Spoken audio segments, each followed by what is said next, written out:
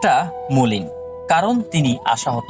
10টি গরু নিয়ে এসেছেন চট্টগ্রামের 1 কিলোমিটার গরু বাজারে, তবে শেষ দিন এসেও বিক্রি হয়নি একটিও।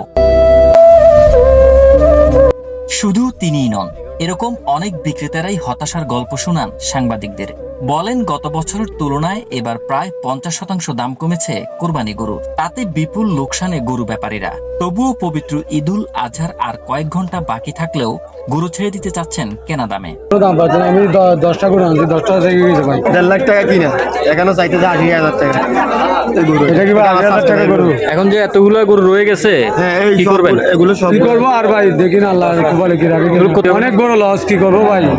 আগের মতো জায়গা নিয়ে অনেক টাকা ঋণ নিছি ভাই। কি করি ভাই, এরকম দাম পড়ে গেলে আমরা কি করবো জানি না।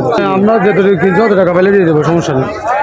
বাজার বিশ্লেষণে দেখা গেছে, এবার চট্টগ্রামে চাহিদার তুলনায় পশুর যোগান অনেক বেশি। বিশেষ করে উত্তরবঙ্গ ও কুষ্টিয়া থেকে রেকর্ড সংখ্যক গরু এসেছে চট্টগ্রামের হাটগুলোতে। সীমান্ত কড়াকড়ির কারণে ভারতীয় গরুর অনুপ্রবেশ না থাকলেও দেশি খামারিদের উদ্বৃত্ত উৎপাদনই বাজারের এই দীর্ঘতির মূল কারণ। হাটটা এরকম ঠান্ডা হয়ে গেছে, এটা তো আমরা জানতে পারিনি। কেন ঠান্ডা হয়েছে?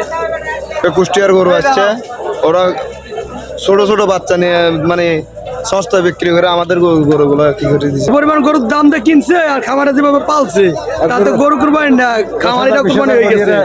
টাকা বাঁচানোর তাড়নায় অনেক ক্রেতা আবার মূল হাটের দখল এড়িয়ে ঝোঁকেন রাস্তার পাশের অস্থায়ী বাজার কিংবা অনলাইন প্ল্যাটফর্মে। ফলে বড় হাটগুলোতে গরুর স্তূপ জমে থাকলেও প্রত্যাশিত ক্রেতা মেলেনি। তবে মাঝারি ও ছোট সাইজের গরুর চাহিদা শেষ মুহূর্তেও কিছুটা বেশি হলেও বিপাকে পড়েছেন মূলত বড় গরুর মালিকরা। এখন কি করবেন? গরু কি করবেন? হাটের সময় যত ফুরিয়ে আসছে, খামারিদের কপালে চিন্তার ভাঁজ ততটাই স্পষ্ট হচ্ছে। লোকসান দিয়ে হলেও অবিকৃত গরু বিক্রি করেই বাড়ি ফেরাই এখন তাদের মূল লক্ষ্য। তবে ক্রেতারা বলছেন, বাজার এখনো সম্পূর্ণ বিক্রেতাদের নিয়ন্ত্রণে।